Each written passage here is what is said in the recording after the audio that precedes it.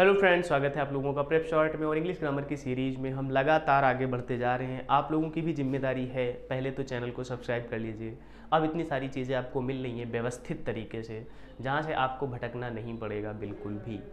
जो भी आप प्रिपरेशन कर रहे हैं उसके लिए जो भी आपको ज़रूरी मटेरियल है आपको स्टेप बाय स्टेप दिया जा रहा है। तो आपकी भी जिम्मेदारी है कि हमारा भी उत्साह वर्धन करें। क्या करें? अच्छा, हिंदी टफ हो गई। थोड़ा सा एनकरेज करें हमें। अब ठीक है, उत्साह वर्धन की जगह एनकरेज करें हमें, थोड़ा सा इंस्पायर करने के लिए लोगों को चाहिए। मारिया शारापोवा ने कहा था मनी इज मोटिवेशन, है ना। तो कुछ ना कुछ तो एनकरेजमेंट चाहिए व्यक्ति को आगे बढ़ने के लिए, आगे चलने के लिए। कुछ ना कुछ एक फोर्स चाहिए, वो फोर्स आप लोग दे सकते हैं। पहले तो पार्टिसिपेट कीजिए। वो फोर्स में क्या क्या हो सकता है मैं आपको बता रहा हूँ अपनी तरफ से। एक तो आप पार्टिसिपेट करिए। अगर आप खुद को प्रिपेयर करना चाहते हैं तो फर्स्ट से लेके यहाँ तक अगर आप ये सेशन देख रहे हैं तो इसका मतलब अगर आपने पीछे छोड़ा नहीं है तो आपको प्रॉब्लम अब खत्म होने लगी है। अब आपको इतनी चीज़ें पता चल गई हैं कि इंग्लिश में कहीं से भी कोई भी सेंटेंस आएगा तो आप उसे सॉल्व कर लेंगे। तो एक तो आपको पार्टिसिपेट करना है, दूसरा कनेक्ट रहना है। कनेक्ट रहने के लिए आपको क्या करना है? चैनल को सब्सक्राइब कर लीजिएगा, लाइक कर लीजिएगा। अगर आपको लगता है कि आपको बेनिफिट हो रहा है तो, नहीं तो फिर कोई बात नहीं, छोड़ दीजिएगा, है ना। और ये मेरी जिम्मेदारी है, ये मेरा दावा है, ये मेरा वादा है आपसे कि आपको फ़ायदा ज़रूर होने वाला है। अगर आप कनेक्ट रहेंगे कॉन्टिन्यूसली तो आपको बेनिफिट ज़रूर होगा। जो आपका टारगेट है उसे हम अचीव कराने में पूरी कोशिश करेंगे। उसके लिए जो भी ज़रूरत है, जो भी ज़रूरी चीज़ें हैं वो सब आपको यहाँ से मिलने वाली हैं। तो हमने पीछे सेशंस में किया हुआ था, नरेशन के कुछ पार्ट्स किए हुए थे, नरेशन के कुछ पार्ट्स हम आगे करेंगे अभी। और अब तक जो भी हमने किया है होपफुली आपने रिवाइज कर ही लिया होगा। उसमें जो आपको होमवर्क दिया जाता है होमवर्क भी दिखाते रहिएगा, साथ साथ चेक कराते रहिएगा। अगर होमवर्क आप नहीं करेंगे तो प्रॉब्लम होगी। फिर आप ये बाद में कहेंगे कि आपको समझ नहीं आया, आपको याद नहीं रहा, आप भूल गए। हम आप में से स्वामी विवेकानंद जैसे माइंड वाले बहुत ही कम लोग होते हैं, इसलिए हमारी जिम्मेदारी है कि हम प्रैक्टिस करें। क्या करें? प्रैक्टिस करें। इसलिए आपको जो भी कराया गया है उसे आपने ठीक से कर लेना चाहिए। अगर आपने नहीं किया है तो अभी भी मौका है, अभी भी टाइम है। लाइफ में कभी भी देर नहीं होती है, आप जब चाहो तब आगे बढ़ सकते हो। बस स्टार्ट कर दीजिएगा, एक बार स्टार्ट कर देंगे आप तो निश्चित रूप से हो जाएगा। चलिए, तो आज के सेशन को हम आगे बढ़ाते हैं। होपफुली आप लोगों ने पीछे की सारी चीज़ों को लर्न कर लिया होगा। एंजॉय करते हैं आप पढ़ते समय। जब भी आपको कोई क्वेश्चन है, कोई डाउट है, आप मुझे पूछ सकते हैं, कमेंट कर सकते हैं, क्वेश्चन कर सकते हैं ना, अपनी चीज़ें पूछ सकते हैं। टीम आपके लिए तैयार है, आपके क्वेश्चंस का आंसर्स देने के लिए, आपके जितने भी डाउट्स हैं उनका आंसर देने के लिए तैयार है। तो हम आगे करते हैं। जैसे हमने नरेशन में पीछे जो पढ़ा हुआ था क्वेश्चन वर्ड के बारे में कि उसका कंजक्शन क्या होता है, व्हाट या विच या हु या हाउ, जो भी क्वेश्चन वर्ड होते हैं वो स्वयं कंजक्शन हो जाते हैं। क्या हो जाते हैं? कंजक्शन हो जाते हैं। दूसरा हमने आपको बताया था इंटेरोगेटिव का जो यस नो टाइप का होता है, जो हेल्पिंग वर्ब से स्टार्ट होता है, उसका कंजक्शन इफ या वेदर होता है। ओके। और हमने सबसे इंपॉर्टेंट चीज आपको बताई थी। आगे हम अभी एग्जांपल्स करेंगे, प्रीवियस ईयर के क्वेश्चंस करेंगे, तो आपको पता चलेगा कि हाँ, हमने जो पीछे पढ़ा हुआ है वो कितना यूजफुल है हमारे लिए, उसका हम यूटिलाइज कैसे कर सकते हैं, उसका यूज कितना ज़्यादा हो सकता है आपके एग्जाम के लिए। अभी हम कुछ प्रीवियस ईयर के क्वेश्चंस करेंगे तो आपको समझ में आएगा। आगे का हम एक सेशन करने वाले हैं जिसमें हम आपको बताएंगे कि किस तरीके से डायरेक्ट और इनडायरेक्ट में कुछ वर्ड ऐसे होते हैं जो प्लेस और टाइम को डिनोट करते हैं। किसको डिनोट करते हैं? प्लेस एंड टाइम को डिनोट करते हैं। प्लेस एंड टाइम को डिनोट करते हैं। प्लेस एंड टाइम को डिनोट करते हैं। और उनको जब हम डायरेक्ट से, किससे? डायरेक्ट से इनडायरेक्ट में चेंज करते हैं सेंटेंस को, तो चेंज कर लेते हैं। क्या कर लेते हैं? चेंज कर लेते हैं। जैसे हमने एग्जांपल के लिए लिखा दिस, तो अगर दिस डायरेक्ट में लिखा होगा तो इनडायरेक्ट में इसका क्या हो जाएगा? दैट हो जाता है। क्या हो जाता है? दैट हो जाता है। ये रूल कब चेंज होता है? पहली बात तो आप याद रखिएगा, इनडायरेक्ट सेंटेंस में, किसमें? इनडायरेक्ट सेंटेंस में कोई भी चेंज करना है, इनडायरेक्ट सेंटेंस में जो भी चेंज करना है, अगर हम डायरेक्ट से इनडायरेक्ट बना रहे हैं तो उसके लिए रिपोर्टिंग वर्ब, क्या? रिपोर्टिंग वर्ब आपकी हमेशा पास्ट टेंस में होना चाहिए। किस में होना चाहिए? पास्ट टेंस में होना चाहिए। हमने पहले भी आप लोगों को बताया हुआ है, अगर रिपोर्टिंग वर्ब पास्ट टेंस में है, रिपोर्टेड स्पीच में तभी सारे चेंजेस होंगे। क्या होंगे? अगर रिपोर्टिंग वर्ब पास्ट टेंस में है, किस में है? रिपोर्टिंग वर्ब पास्ट टेंस में है, तभी रिपोर्टेड स्पीच में क्या होंगे? चेंजेस होंगे। तो सबसे पहली कंडीशन है कि रिपोर्टिंग वर्ब हमारी पास्ट टेंस में होना चाहिए। किस में होना चाहिए? हमारी रिपोर्टिंग वर्ब पास्ट टेंस में होना चाहिए। एग्जाम्पल के लिए जैसे ही सेड टू द जज, he said to the judge, he said to the judge, comma inverted comma, he said to the judge, comma inverted comma, I did not commit this crime. I did not commit this crime, I did not commit this crime. अब यहाँ पर आपको ये ध्यान देना है, यहाँ पर जो दिस लिखा हुआ है, क्या लिखा हुआ है, दिस लिखा हुआ है, ये रिपोर्टेड स्पीच में है। किसमें है, रिपोर्टेड स्पीच में। इसके लिए ही सेड टू द जज, आपको पता है सेड जो है सिंपल पास्ट में लिखा गया है। किसमें लिखा गया है, सिंपल पास्ट में लिखा गया है, तो पास्ट में है, इसलिए रिपोर्टेड स्पीच में क्या हो जाएंगे, चेंजेस हो जाएंगे। ही सेड टू टोल्ड जज, ही टोल्ड जज दैट। अब पीछे हमने आपको प्रोनाउन के चेंजेस बताए थे। देखिए नरेशन इसलिए टफ है क्योंकि इसके हर वर्ड पे रूल लगता है। पहला रूल हमने क्या लगाया, ही सेड टू द जज, सेड टू को किसमें चेंज कर दिया, टोल्ड में। एक तो रूल यहां पर हुआ। दूसरा रूल कहां पे आया, कॉमा और इन्वर्टेड कॉमा हटाया, इसकी जगह हमने क्या यूज किया, दैट यूज किया। तो एक तो रूल ये हो गया, एक ये रूल हो गया। उसके बाद आगे हमने आपको पीछे सेशंस में बताया हुआ है कि किस तरीके से प्रोनाउंस को चेंज करते हैं। आई कौन सा प्रोनाउन है, आई फर्स्ट पर्सन प्रोनाउन है। कौन सा प्रोनाउन है, फर्स्ट पर्सन प्रोनाउन है। हमने आपको बताया था SON का रूल। कौन सा रूल बताया था, SON का रूल। यानी रिपोर्टेड स्पीच में अगर फर्स्ट सेकंड थर्ड पर्सन होगा तो रिपोर्टिंग वर्ब के फर्स्ट पर्सन सब्जेक्ट से चेंज होगा, सेकंड पर्सन ऑब्जेक्ट से चेंज होगा और थर्ड पर्सन नो चेंज रहेगा। तो जो फर्स्ट पर्सन है ये किससे चेंज होगा, सब्जेक्ट से चेंज होगा। First person, he said to the जज आई, ही आई किसके लिए आया हुआ है, ही के लिए आया हुआ है, सब्जेक्ट के लिए आया हुआ है। किसके लिए आया हुआ है, सब्जेक्ट के लिए आया हुआ है। तो ही टोल्ड जज दैट ही, क्या हो जाएगा, ही डिड नॉट। अब देखिए हर वर्ड पे रूल है। डिड नॉट कौन सा सेंटेंस है, ये सेंटेंस किस टेंस का है, डिड नॉट सिंपल पास्ट का है। कौन सा है, सिंपल पास्ट है। तो सिंपल पास्ट किस में चेंज हो जाएगा, पास्ट परफेक्ट में चेंज हो जाएगा। किस में चेंज हो जाएगा, पास्ट परफेक्ट में चेंज हो जाएगा। किस में चेंज हो जाएगा, पास्ट परफेक्ट में चेंज हो जाएगा। तो ही, अब सिंपल पास्ट में हेल्पिंग वर्ब डिड नॉट थी, अगर हम इसको पास्ट परफेक्ट में चेंज करेंगे तो क्या हो जाएगा, हैड नॉट हो जाएगा। क्या हो जाएगा, ही हैड नॉट।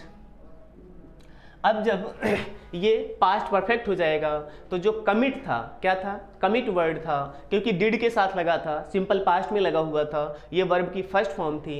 अब यहाँ पर वर्ब की कौन सी फॉर्म हो जाएगी, थर्ड फॉर्म हो जाएगी। ही हैड नॉट कमिटेड, यहां तक तो हो गया।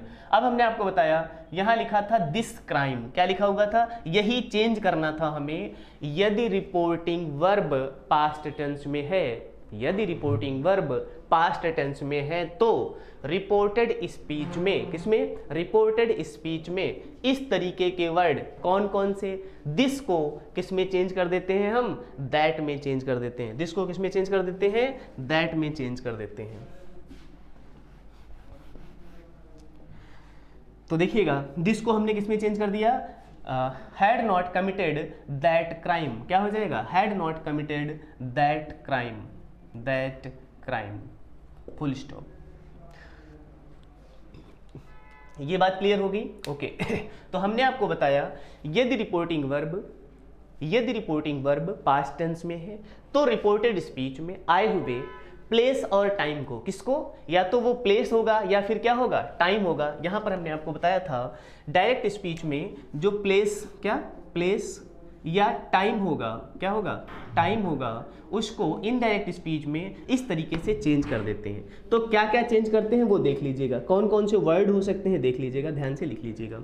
दिस को किस में चेंज कर देंगे, दैट में। यहां पर आपने देखा सेंटेंस में ही सेड टू जज I did not commit this crime, इसका चेंज करेंगे तो ही टोल्ड जज that he had not committed that crime, क्या हो जाएगा, दैट क्राइम। दिस किस में चेंज हो जाएगा, दैट में चेंज हो जाएगा। क्लियर हो गई ये बात, यहां तक कोई doubt, okay. So now next,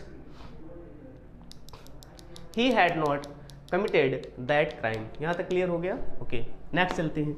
तो दिस किस में चेंज हो जाएगा, दैट में चेंज हो जाएगा। अब देखिएगा दिस का प्लूरल क्या होता है, दीज होता है, क्या होता है, दीज होता है। तो दीज का क्या हो जाएगा, दोज हो जाएगा। दैट की तरह क्या हो जाएगा, ये दोज में चेंज हो जाएगा। किस में चेंज हो जाएगा, दोज में चेंज हो जाएगा। बोलो, तो दिस दैट हो जाएगा, दीज दोज हो जाएगा। हियर क्या है, अगर डायरेक्ट स्पीच में हियर लिखा हुआ है तो इन दैट स्पीच में ये क्या चेंज हो जाएगा, देयर में चेंज हो जाएगा। किस में चेंज हो जाएगा, हियर किस में चेंज हो जाएगा, देयर में चेंज हो जाएगा। बोलो आगे देखिएगा। हेंस, अगर डायरेक्ट स्पीच में हेंस लिखा है तो जब इनडायरेक्ट स्पीच में चेंज करेंगे इसको तो हेंस का क्या हो जाएगा, देंस हो जाएगा। क्या हो जाएगा, देंस हो जाएगा। बोलो ये बात क्लियर यहाँ तक, कोई डाउट। हेंस किस में चेंज हो जाएगा, देंस में चेंज हो जाएगा। आगे देखिए, हिथर, क्या हिथर मतलब यहाँ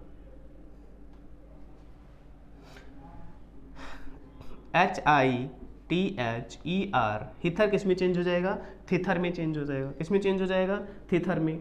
THITHER,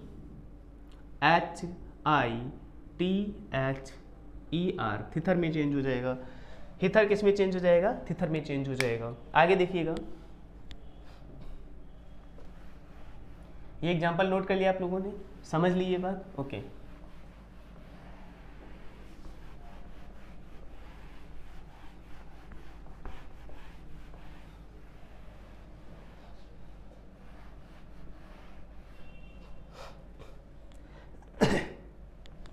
नाउ किस में चेंज हो जाएगा, नाउ देन में चेंज हो जाएगा।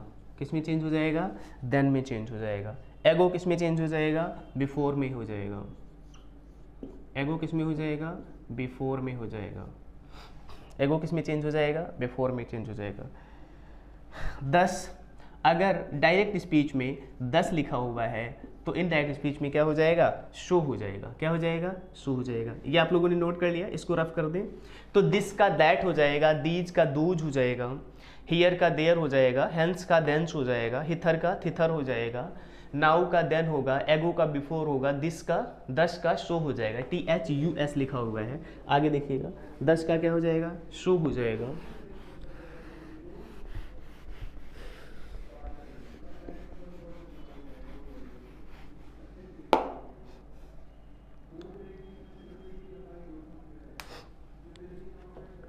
आगे टुडे का दैट डे हो जाएगा। क्या हो जाएगा, टुडे का दैट डे हो जाएगा। टुडे का क्या हो जाएगा, दैट डे हो जाएगा। टुडे का क्या हो जाएगा, दैट डे हो जाएगा। आगे देखिए, इसी तरीके से टू नाइट का, अगर टुडे का दैट डे हो जाएगा तो टू नाइट का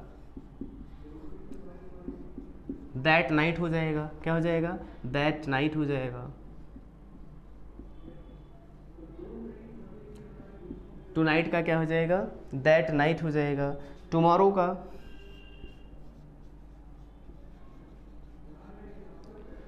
का द नेक्स्ट डे हो जाएगा। क्या हो जाएगा, the next day. The next day हो जाएगा, या इसका दूसरा भी हो सकता है, द नेक्स्ट डे हो जाएगा, या द नेक्स्ट डे हो जाएगा, या द फॉलोइंग डे हो जाएगा। क्या हो जाएगा, द फॉलोइंग डे हो जाएगा, द फॉलोइंग डे हो जाएगा। क्या हो जाएगा, द फॉलोइंग डे हो जाएगा। टुमारो का क्या हो जाएगा, द नेक्स्ट डे हो जाएगा, या द फॉलोइंग डे हो जाएगा। उसके आगे देखिएगा,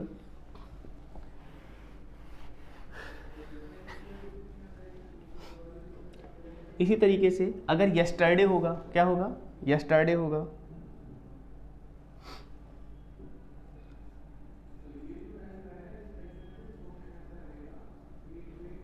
यस्टरडे, यस्टरडे का हो जाएगा द प्रीवियस डे। क्या हो जाएगा, the previous day, the previous day हो जाएगा। या इसका दूसरा भी हो सकता है, प्रीवियस डे के अलावा दूसरा हो सकता है द डे बिफोर। क्या हो जाएगा, द डे बिफोर। इसके दो हो सकते हैं ना। तो कहीं आपको एग्जाम में द प्रीवियस डे मिल जाए या द डे बिफोर हो जाए, मिल जाए, तो कंफ्यूज नहीं होना है, क्योंकि ऑप्शंस में वो द प्रीवियस डे भी देते हैं और द डे बिफोर भी देते हैं एग्जाम के ऑप्शंस में। तो आपको कंफ्यूज नहीं होना है कि आपने तो केवल प्रीवियस डे पढ़ा था या द डे बिफोर पढ़ा था। Both are for the yesterday. दोनों किसके लिए हैं, यस्टरडे के लिए हैं। ये बात समझ आ रही है, यस और नो। तो यस्टरडे का क्या हो जाएगा, द प्रीवियस डे हो जाएगा या द डे बिफोर हो जाएगा, क्या हो जाएगा, द प्रीवियस डे हो जाएगा या द डे बिफोर हो जाएगा। आगे देखिएगा, इसको रफ कर दें, टुडे का दैट डे हो जाएगा, इसी जैसे टू डे का दैट डे हो जाएगा वैसे तरीके से टू नाइट का दैट नाइट हो जाएगा, क्या हो जाएगा, दैट नाइट हो जाएगा। टुमारो का हमने आपको बताया द नेक्स्ट डे हो जाएगा या द फॉलोइंग डे हो जाएगा, ये दोनों टुमारो के लिए ही वर्ड यूज होते हैं, द नेक्स्ट डे। आपको एग्जाम में ऑप्शंस में द नेक्स्ट डे भी मिल सकता है या द फॉलोइंग डे भी देते हैं, तो कंफ्यूज नहीं होना है क्योंकि दोनों ही टुमारो के लिए यूज किए जाते हैं, ठीक है।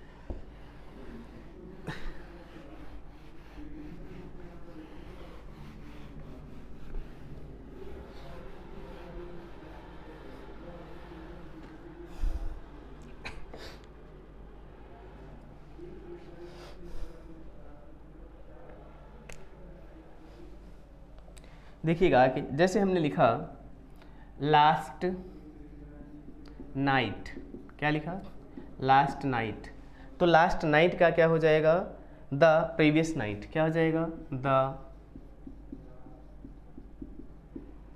प्रीवियस नाइट, क्या हो जाएगा, द प्रीवियस नाइट हो जाएगा। इसी तरीके से लास्ट नाइट की जगह लास्ट वीक भी हम यूज करते हैं, क्या यूज करते हैं, लास्ट वीक, तो लास्ट वीक का क्या हो जाएगा, द प्रीवियस वीक हो जाएगा, क्या हो जाएगा, द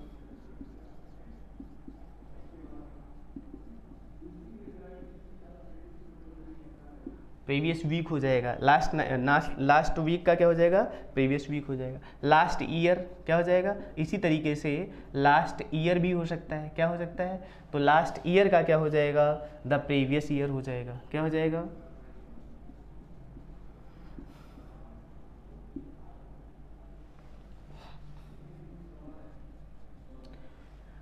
लास्ट ईयर का क्या हो जाएगा, द प्रीवियस ईयर हो जाएगा। आगे देखिएगा, लास्ट मंथ, क्या, लास्ट मंथ,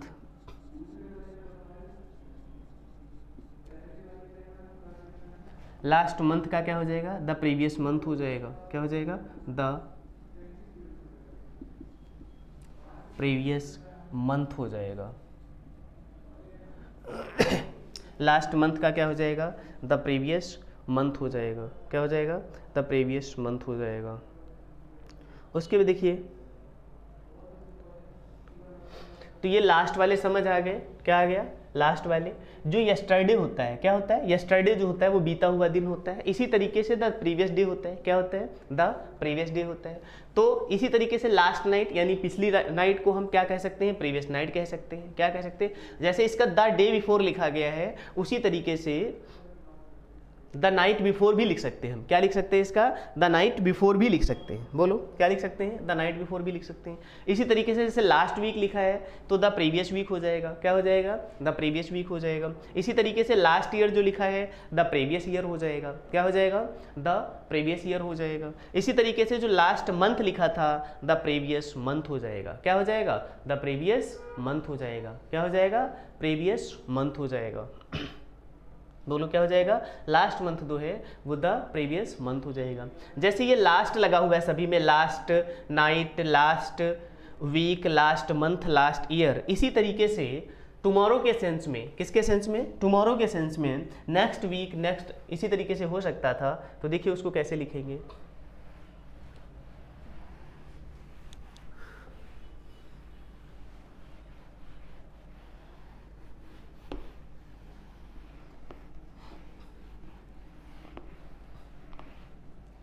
देखिएगा। जैसे हमने लिखा नेक्स्ट नाइट, क्या लिखा, नेक्स्ट नाइट, तो नेक्स्ट नाइट का क्या हो जाएगा, द फॉलोइंग नाइट, क्या हो जाएगा, द फॉलोइंग नाइट। ऐसा क्यों हो जाएगा, क्योंकि देखिए आपने टुमारो में लिखा था, देखिए टुमारो का देख लीजिए, टुमारो का लिखा था आपने, टुमारो का लिखा था द नेक्स्ट डे, क्या था, द नेक्स्ट डे, या इसका दूसरा क्या लिखा था, द फॉलोइंग डे, क्या लिखा था, the following day, the following day. तो जो टुमारो है यानी जो आने वाला है, जो फ्यूचर की बात कर रहा है, किसकी बात कर रहा है, फ्यूचर की बात कर रहा है, तो नेक्स्ट नाइट आगे आने वाली नाइट के लिए क्या लिखेंगे, द फॉलोइंग नाइट। इसी तरीके से नेक्स्ट वीक लिखना हो, अगर क्या लिखना हो, नेक्स्ट वीक लिखना हो, तो नेक्स्ट वीक के लिए क्या लिखेंगे, द फॉलोइंग वीक। क्या लिखेंगे, द फॉलोइंग वीक। क्या लिखेंगे, the following week. Next week के लिए क्या लिखेंगे, द फॉलोइंग वीक लिखेंगे। नेक्स्ट मंथ क्या हो जाएगा इसी तरीके से, नेक्स्ट मंथ। नेक्स्ट मंथ के लिए क्या लिखेंगे, द फॉलोइंग मंथ। क्या लिखेंगे, द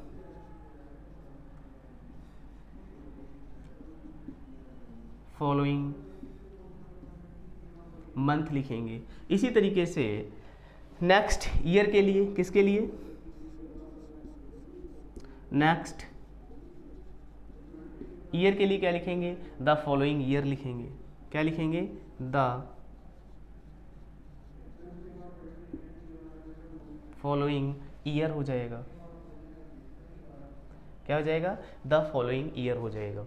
इस तरीके से आपने देखा, इनको पहले आप नोट कर लीजिएगा, फिर हम कुछ एग्जांपल लिखेंगे। इन वर्ड्स को जब हम डायरेक्ट से इनडायरेक्ट सेंटेंस में चेंज करते हैं, क्या करते हैं, तो इन वर्ड्स को इस तरीके से चेंज कर दिया जाता है। जहाँ पर भी नेक्स्ट नाइट लिखा होगा उसको हम द फॉलोइंग नाइट लिखेंगे, जहाँ पर भी नेक्स्ट वीक लिखा होगा उसके लिए हम द फॉलोइंग वीक लिखेंगे, जहाँ पर भी नेक्स्ट मंथ लिखा होगा उसके लिए हम फॉलोइंग मंथ लिखेंगे, जहाँ पर भी नेक्स्ट ईयर लिखा होगा उसके लिए हम द फॉलोइंग ईयर लिखेंगे। तो ये बात क्लियर हो गई आप लोगों को, नोट कर लीजिएगा, फिर आगे कुछ एग्जाम्पल्स लिखते हैं।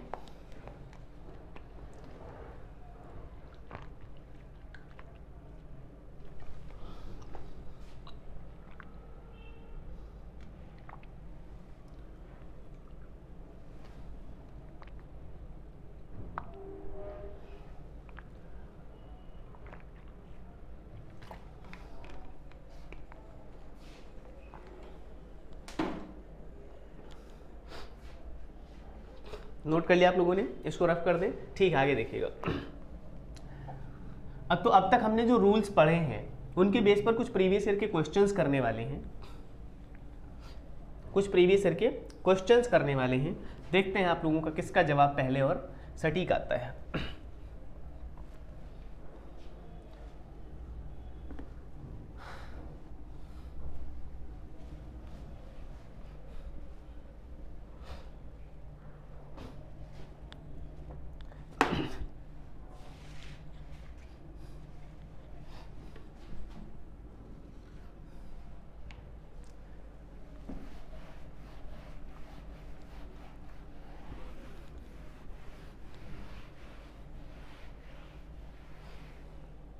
चलिए एक एग्जाम्पल लिखिए प्रीवियस ईयर का, फिर हम उस पर रूल बताते हैं आपको। जैसे एग्जाम्पल था प्रीवियस ईयर क्वेश्चन से, ये ध्यान रखिएगा, ये कैसे क्वेश्चन से, प्रीवियस ईयर क्वेश्चन से। तो आप अपने आप को चेक कर पाएंगे कि किस तरीके से क्वेश्चंस आते हैं और उनके आंसर्स आपको क्या लिखने हैं। प्रीवियस ईयर क्वेश्चन से, ठीक है, PYQ क्या कहते हैं शॉर्ट में इसे, PYQ प्रीवियस ईयर क्वेश्चन है। देखिएगा, जैसे एग्जाम्पल है मदर सेड, क्या, mother said comma inverted comma, Gaurav you will B, Gaurav you will be eligible, you will be eligible for voting when you are 18, voting when you are 18, full stop inverted coma close. ध्यान से देखिएगा, mother said क्या लिखा हुआ है यहाँ पे, mother said comma inverted comma, Gaurav क्या लिखा हुआ है, मदर सेड गौरव, गौरव के बाद भी यहाँ कॉमा लगा हुआ है। अब आपको यहाँ पे रूल लिखना है। क्या रूल समझना है, रूल देख लीजिएगा। जब भी रिपोर्टेड स्पीच में, कहाँ, यदि रिपोर्टेड स्पीच में, यदि रिपोर्टेड स्पीच में संबोधन वर्ड लिखा हुआ है, क्या लिया गया है, संबोधन के लिए किसी सब्जेक्ट का यूज किया गया है, संबोधन के लिए किसी सब्जेक्ट का यूज किया गया है,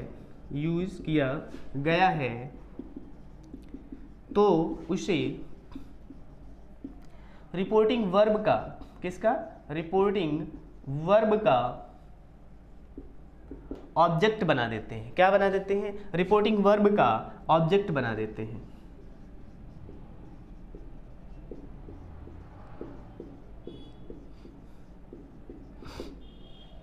यदि रिपोर्टेड स्पीच में संबोधन के लिए किसी सब्जेक्ट का यूज किया गया है तो उसे रिपोर्टिंग वर्ब का ऑब्जेक्ट बना देते हैं। आपको कंफ्यूजन हो सकता है, आपको प्रॉब्लम हो सकती है कि यहाँ जो गौरव लिखा हुआ है, क्या लिखा हुआ है, जो गौरव लिखा हुआ है, इस गौरव को आप रिपोर्टेड स्पीच में काउंट करें या रिपोर्टिंग वर्ब में काउंट करें, क्योंकि यहाँ पर mother said comma inverted comma, आपको पता है ये वाला पार्ट, इस वाले पार्ट को हम क्या कहते हैं, रिपोर्टिंग वर्ब कहते हैं। क्या कहते हैं, रिपोर्टिंग वर्ब कहते हैं। इतना तो आप सीख ही गए होंगे अब पीछे से। और आपको पता है जो इन्वर्टेड कॉमा के अंदर का पार्ट होता है इसे रिपोर्टेड स्पीच कहते हैं। क्या कहते हैं, रिपोर्टेड स्पीच कहते हैं। तो गौरव कहाँ लिखा हुआ है, रिपोर्टेड स्पीच में लिखा हुआ है। कहाँ लिखा हुआ है, रिपोर्टेड स्पीच में लिखा है। यही आपको ध्यान से सुनना और समझना है कि गौरव रिपोर्टेड स्पीच में लिखा हुआ है, लेकिन इस गौरव को रिपोर्टेड स्पीच में ना काउंट करके हमें किस में काउंट करना पड़ेगा, इसको रिपोर्टिंग वर्ब का ऑब्जेक्ट काउंट करना पड़ेगा। ये आप लोगों ने नोट कर लिया, इसको रफ कर दें फिर आगे बताते हैं, ठीक है। यदि रिपोर्टेड स्पीच के संबोधन के लिए किसी सब्जेक्ट का यूज किया गया है तो उसे रिपोर्टिंग वर्ब का क्या बना देते हैं, ऑब्जेक्ट बना देते हैं। तो देखिएगा इसको कैसे चेंज करेंगे, फिर रफ कर दें इसको, ओके।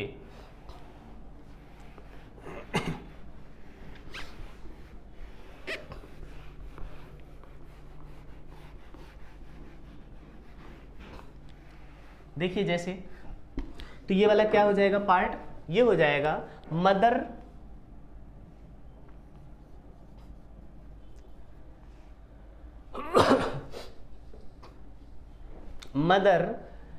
ये लिखा हुआ है mother said comma inverted comma Gaurav, mother ने गौरव से कहा क्या, तो मदर सेड टू गौरव। इसका मतलब ये कॉन्स्ट्रक्शन इस तरीके से हो जानी चाहिए थी, मदर सेड टू गौरव, ये कॉन्स्ट्रक्शन इस तरीके से थी, कॉमा इन्वर्टेड कॉमा। उसके बाद लिखा जाना चाहिए था you will be eligible for voting when you are 18, yes और नो। तो इसके लिए mother said to Gaurav, mother, अब इसको देखिए, अगर ये ऐसे लिखा है mother said comma inverted comma Gaurav you will be eligible, तो इसको आप ऐसे लिख सकते थे mother said to Gaurav you will be dot dot, आगे पूरा सेंटेंस इस तरीके से, you will be eligible for voting when you are 18, इस तरीके से लिखा जाना चाहिए था सेंटेंस ये, ठीक है। उसके बाद dot dot dot inverted comma close, full stop inverted comma close, ये इस तरीके से लिखा था। तो अब आपको समझ आ गया होगा कि ये जो मदर सेड लिखा था केवल, एक्चुअली ये मदर सेड टू गौरव लिखा था। क्या लिखा था, मदर सेड टू गौरव लिखा हुआ था। तो mother told Gaurav that, mother ने गौरव से क्या कहा, दैट। अब देखिए हमने आपको बताया हुआ था कि नरेशन के हर वर्ड पे रूल अप्लाई होगा, नरेशन के हर वर्ड पे रूल अप्लाई होगा। जब भी आप अगला वर्ड लिखें तो देख लें कि कोई रूल अप्लाई तो नहीं हो रहा है। तो मदर सेड टू को हमने किस में चेंज कर दिया, टोल्ड में चेंज कर दिया। गौरव रिपोर्टिंग वर्ब का, रिपोर्टेड स्पीच का पार्ट था, यहां पर भी एक रूल अप्लाई हुआ कि इसको रिपोर्टिंग वर्ब का क्या बनाना पड़ा, ऑब्जेक्ट बनाना पड़ा। उसके बाद इन्वर्टेड कॉमा हटाकर हमने क्या कंजक्शन यूज कर लिया, दैट कंजक्शन यूज कर लिया। Is it okay, if you have any problem, okay.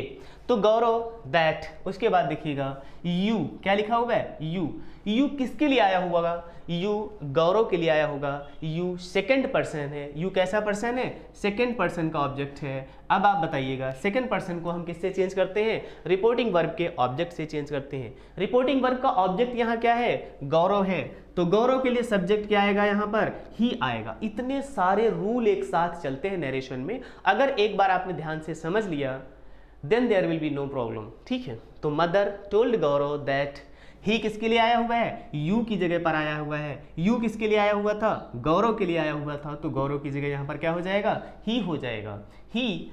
अगला फिर रूल, विल लिखा हुआ है, यू के साथ विल लिखा है, ही के साथ भी विल होगा, लेकिन आपको पता है विल किस में चेंज हो जाता है, वुड में चेंज हो जाता है। He would be eligible, he would be eligible, he would be eligible for voting, he would be eligible for voting, he would be eligible for voting when अब देखिए ये वाला यू जो था ये भी गौरव के लिए आया हुआ था, दूसरा वाला यू ये भी गौरव के लिए आएगा। तो जब पहले वाले यू के लिए यहाँ पर हमने ही लिखा है, तो इस वाले यू के लिए भी हमें गौरव के लिए क्या लिखना पड़ेगा, ही लिखना पड़ेगा, व्हेन ही। उसके बाद लिखा है यू के अकॉर्डिंग आर लगा हुआ था, क्या लगा हुआ था, क्योंकि यू प्लूरल है, यू के अकॉर्डिंग क्या लगा था, आर लगा हुआ था। अब यहाँ पर देखिए ही लिखा है, आर का मतलब ये क्या है, प्रेजेंट टेंस में है। आपको पता है प्रेजेंट टेंस को किस में चेंज करना पड़ता है, पास्ट टेंस में चेंज करना पड़ता है। तो आर की जगह क्या हो जाएगा, वॉज हो जाएगा। क्या हो जाएगा, आर प्लूरल था और वॉज सिंगुलर है, क्योंकि आर यू के अकॉर्डिंग लगा हुआ था और यहाँ पर वॉज ही के अकॉर्डिंग लगा हुआ है, he was 18। That's it, clear हो गई। तो बताइए इस सेंटेंस में आपको क्या क्या समझ आया और क्या नहीं समझ आया, या क्या समझने वाला पॉइंट था। हमने आपको बताया, इसको रफ कर देते हैं, एक्स्ट्रा आ गया।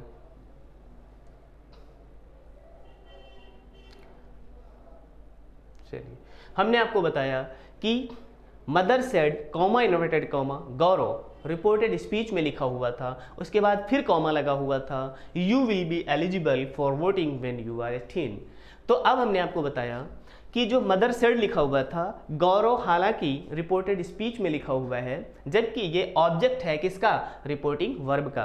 तो इसको हम सेंटेंस को इस तरीके से लिख सकते थे। पहले हमने सेंटेंस को ही ठीक करके समझाने के लिए लिख दिया। ये डायरेक्ट सेंटेंस था, कैसा सेंटेंस था, डायरेक्ट सेंटेंस था। इसी सेंटेंस को हमने फॉर्म कर लिया इस तरीके से, ये भी डायरेक्ट सेंटेंस है। अब इसका आंसर हमने यहाँ से लिखा, ये इनडायरेक्ट सेंटेंस है। कैसा सेंटेंस है, इनडायरेक्ट सेंटेंस है। ये जो पहले लिखा था इसी को हमने आपको एग्जाम में, क्योंकि ये प्रीवियस ईयर क्वेश्चन है, पहले आया हुआ क्वेश्चन है एसएससी सीजीएल में, तो इस तरीके से क्वेश्चन लिखा था। तो जब आप आंसर उसका देखेंगे तो ये सोच कर देखेंगे कि क्वेश्चन इस तरीके से लिखा हुआ था, मदर सेड टू गौरव।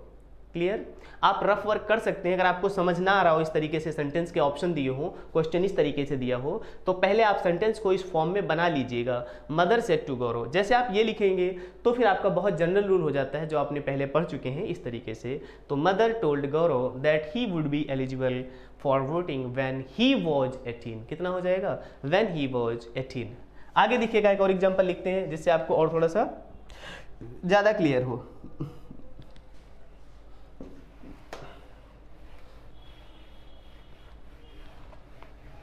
देखिए प्रीवियस ईयर क्वेश्चन से आप समझ सकते हैं कि इस टाइप के क्वेश्चंस आते हैं, तो अगर इस टाइप के क्वेश्चन आएंगे तो आप उनको कैसे सॉल्व करेंगे। ठीक है,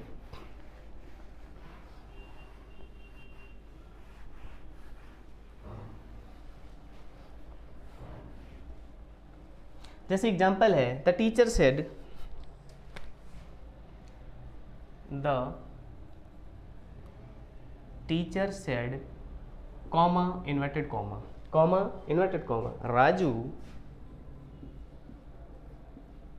comma I shall give you a book, I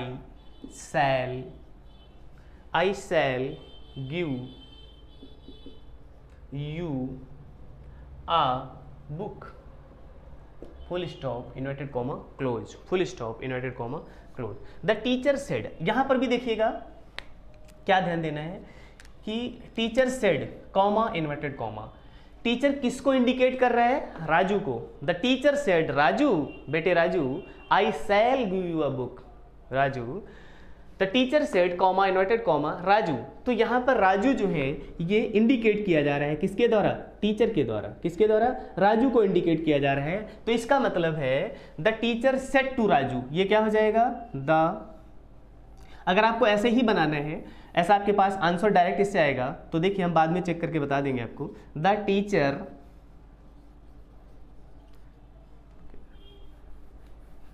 the teacher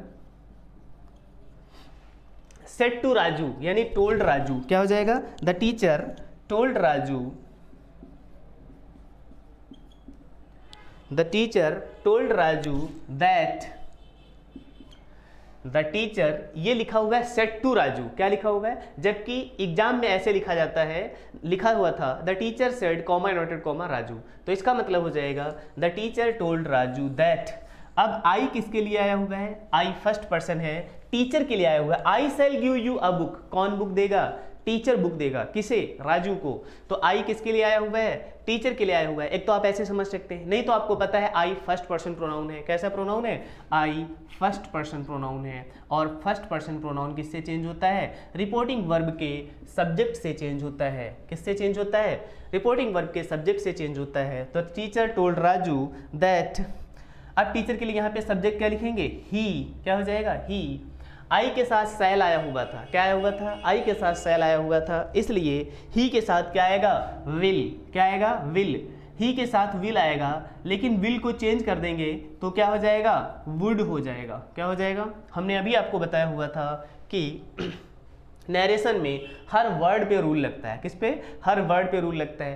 पहले द टीचर सेड को टोल्ड में चेंज किया, क्योंकि सेड टू लिखा था राजू, नहीं तो केवल सेड चेंज नहीं होता। अब ये भी एक बहुत खतरनाक कहानी है कि केवल सेड लिखा है और सेड को किस में चेंज कर दिया गया, टोल्ड में।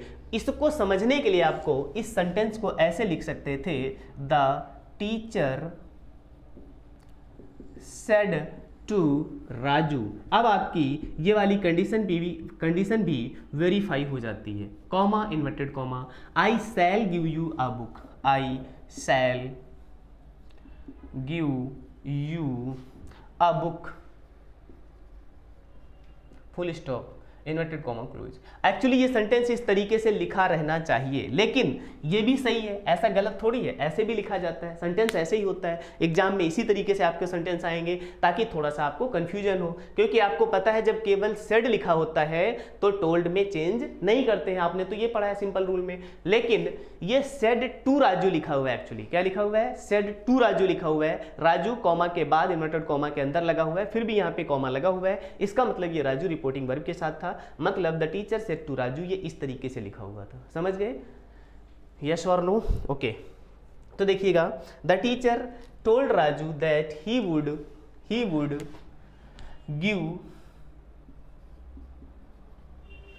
अब यहां पर यू आया हुआ है, क्या आया हुआ है, यू सेकेंड पर्सन प्रोनाउन है, कैसा प्रोनाउन है, सेकेंड पर्सन प्रोनाउन, और सेकेंड पर्सन प्रोनाउन किससे चेंज होगा, ऑब्जेक्ट से चेंज होगा, किससे, राजू से, किससे चेंज होगा, राजू से, बोलो, सेकेंड पर्सन प्रोनाउन किससे चेंज होगा, राजू से।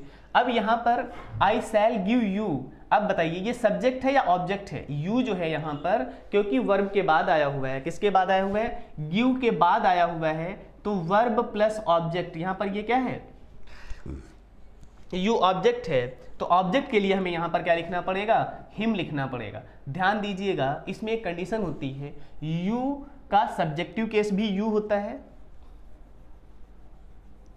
यू का सब्जेक्टिव केस भी यू होता है, यू का सब्जेक्टिव केस भी यू होता है, और यू का ऑब्जेक्टिव केस भी यू होता है, और यू का पोसेसिव केस क्या होता है, योर होता है, क्या होता है, योर होता है। तो यू सब्जेक्टिव केस भी होता है और यू ऑब्जेक्टिव केस भी होता है। इसको समझने के लिए आपको सेंटेंस की कंस्ट्रक्शन देखना पड़ेगा। आई क्या है, सब्जेक्ट है, यहाँ पर क्या है, शैल क्या है, हेल्पिंग वर्ब है, और गिव क्या है, वर्ब है, और वर्ब के बाद क्या लिखा हुआ है, ऑब्जेक्ट लिखा हुआ है। तो यहाँ पर हमें यू की जगह ऑब्जेक्टिव केस का हिम लाना था। यू का ऑब्जेक्टिव केस क्या हो जाएगा, हिम हो जाएगा, क्या हो जाएगा, यहाँ पर ही का ऑब्जेक्टिव केस हिम हो जाएगा, अ बुक,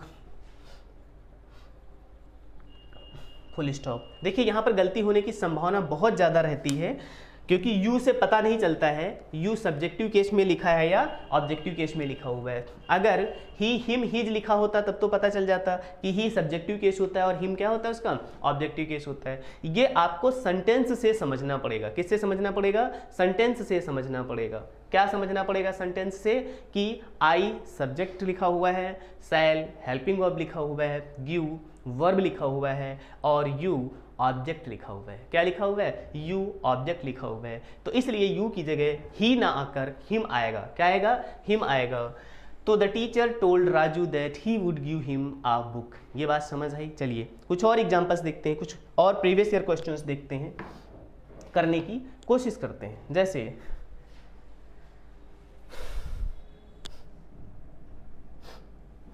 रफ कर दें इसको, क्लियर? ये आप लोगों ने नोट कर लिया? हाँ, ध्यान से नोट करके समझ लीजिएगा।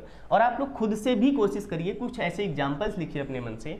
देखिए अगर आप क्वेश्चन लिखना सीख गए तो आंसर लिखना और आसान हो जाएगा। आपको अगर ये पता चल जाए कि क्वेश्चन कैसे लिखा जाता है, कहाँ से आता है क्वेश्चन, तो उसका आंसर आपको करना और आसान हो जाएगा। ठीक है, दिस इज मैथड। तो मेथड को अगर आप फॉलो करेंगे तो रास्ते आसान हो जाएंगे आपके लिए। क्या हो जाएंगे? रास्ते आसान हो जाएंगे। एग्जाम्पल देखते हैं और लिखते हैं क्या।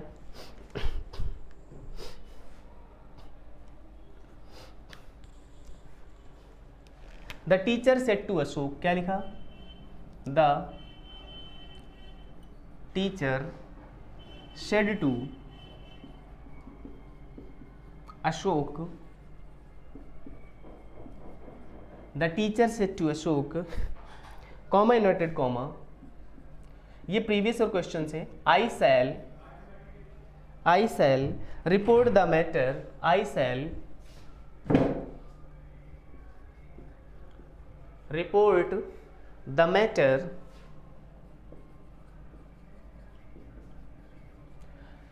The teacher said to Ashok, I shall report the matter, I shall report the matter to the principal, to the principal, to the principal, to the principal, if you misbehave again, if you misbehave